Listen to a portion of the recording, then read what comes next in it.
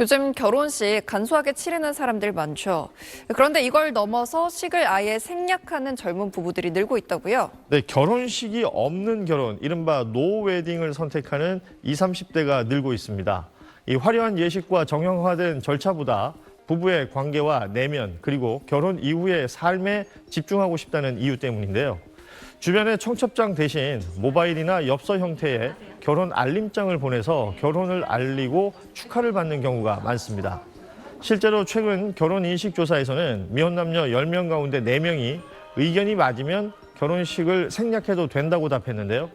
결혼식을 생략하거나 최대한 간소화하는 것은 해외에서도 마찬가지입니다. 일본에서는 예식 없이 혼인신고만 하는 니시혼이 성행하고 있고, 미국에서는 비용 절약을 위해서 50명 이하로 하객 수를 줄인 마이크로 웨딩이 하나의 흐름으로 자리 잡고 있습니다. 비싼 비용 부담을 없애고 실속과 본질에 집중하려는 경향이 결혼식의 한 트렌드로 자리 잡고 있는 것으로 보입니다. 장례 비용이 1,000만 원에서 많게는 수천만 원까지 든다는 얘기.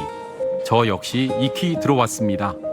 그런데 석 달 전 치른 장례에서 단돈 27만 5천 원을 쓴 분을 만날 수 있었습니다. 아이들도 그걸 보고 자랐기 때문에. 사실 이 영수증을 처음 봤을 때 지독한 가난 아니면 말 못할 가족사가 있나 이런 편견이 떠오르더군요.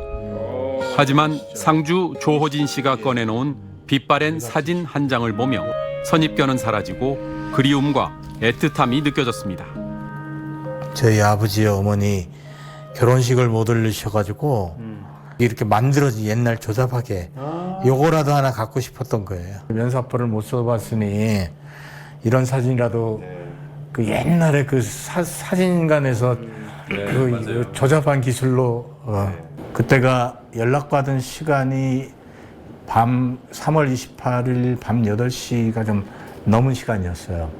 좀 힘들어 하시긴 했지만 돌아가시리라는 거는 요양원 측도 예상을 못했고 저희들도 예상을 못했기 때문에 너무 갑작스러운 죽음 소식이었습니다. 일단 어머니 고인이 그 사람들 귀찮게 하지 마라. 나 그냥 간편하게 갈란다. 저희 어머니 뜻도 그렇고 난 무빈소 가족장이 좋겠다. 한 10시경에 안치실로 모셨습니다.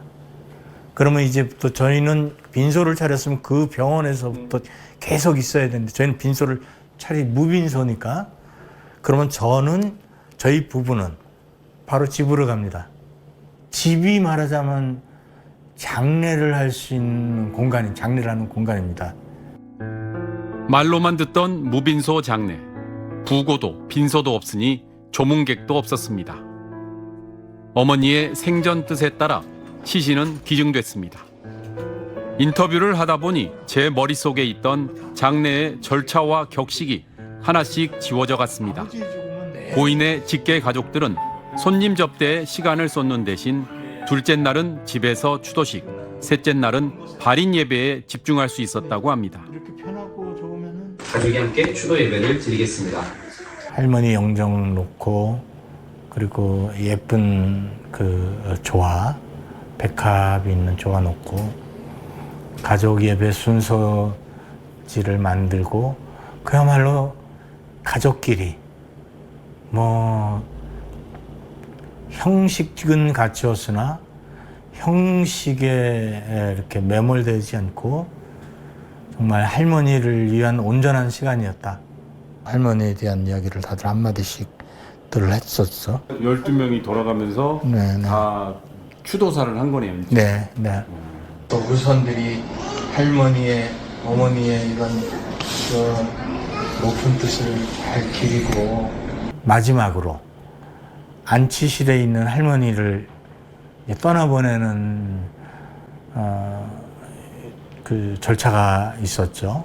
3일 동안 안치료가 17만 5천 원 들어갔고요. 기존 3일장 같은 장례식이었다면 어땠을까?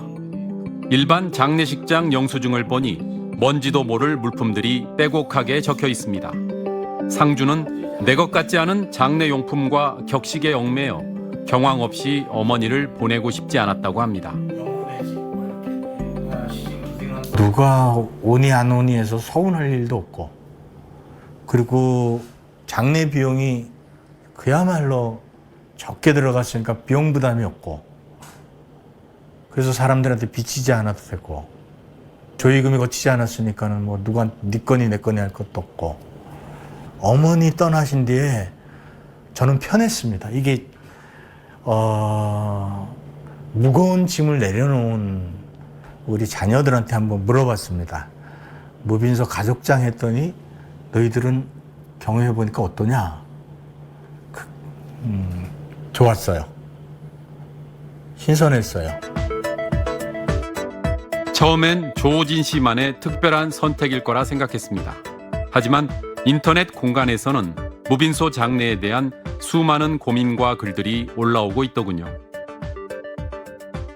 저 외아들이에요. 저한테 뭐 와이프, 아들 둘 이런 식으로 4인 가족밖에 없는데 그 큰 빈소를 빌려봤자 아버님 형제간들 이런 분들은 조금 계시다가 되게 가실 거고 우리 4명이서 그냥 지키고 있을 생각을 하니 엄두도 안 나고. 가족 자체가 작아지기 때문에 3일 동안 빈소를 차려도 오실 분들이 안 계세요.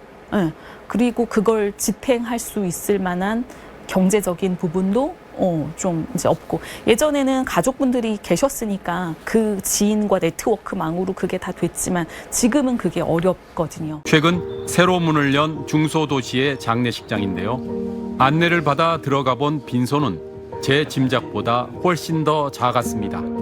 가족장 용도라서 그런지 식탁은 2개만 놓여 있더군요. 핵가족 시대잖아요. 많아봐야 아들 둘, 딸 둘이면은 많은 거고, 보통 이제 한 분 아들 하나, 딸 하나, 아들 하나 뭐 이런 식이니까 그 오셔서 가족분이 모여도 10명을 넘지가 않아요. 그럼 그분들이 모였을 때 최소한의 장소가 필요한 거고, 그러면 이제 굳이 클 필요가 없거든요. 무빈소냐 일반 3일장이냐 비용만 따져 선택해야 한다면 조문객 수를 예상해 보면 된다고 장례 지도사는 말합니다. 크게는 이제 음식값에서 차이가 나는 거예요. 크게는 이제 그 비중이 30%에서 한 50% 이상 발생될 수도 있고요. 부의금을 지참해서 오시기 때문에 한 60명 정도만 오셔도 어느 정도 음식값이라도 충당을 할 수 있어요. 장례 업계에선 5년 전만 해도 1%에 불과했던 무빈소 장례가 지난해엔 20%에 달한 것으로 추정하고 있습니다. 정부 공식 통계가 없기 때문에 정확히 알 수는 없지만 제가 놀란 건 무빈소가 빠르게 확산하고 있다는 겁니다. 체감상 10건 중에 전에는 1건 있을까 말까 했거든요. 지금은 4, 5건, 많게는 6건까지 올라갔어요. 고령화로 고인 지인 중에는 부를 사람도 올 사람도 별로 없습니다. 1인 가구는 이제 804만 가구, 전체 가구의 3분의 1을 넘었습니다. 이런 인구 구조의 변화에다 고 SK 최종현 회장이 화장을 택하면서 화장이 폭발적으로 늘어난 것처럼 유명인이 무빈소 혹은 가족장에 동참한다면 작은 장례는 일시적 유행을 넘어설 것으로 보입니다. 역사적으로 보면 장례 문화에 큰 변화가 한 곱이 있었습니다. 그게 화장 문화의 도입입니다. 불과 30년 전, 그러니까 21세기 들어오기 전만 해도 상가에 가서 상주한테 화장하느냐고 못 물어봤어요. 딱하고 경제적으로 어려운 분들이나 하는 걸로 인식이 됐든 아주 잘못된 인식이 있었던 거죠. 그걸 깨준 거거든요.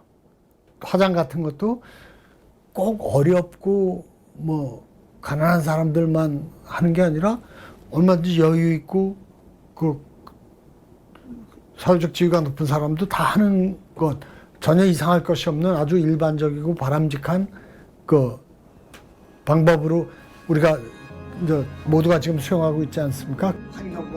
존엄한 죽음, 웰다잉 문화운동 원혜영 대표는 소리 없이 다가오는 변화에 이름 하나를 붙여줬습니다.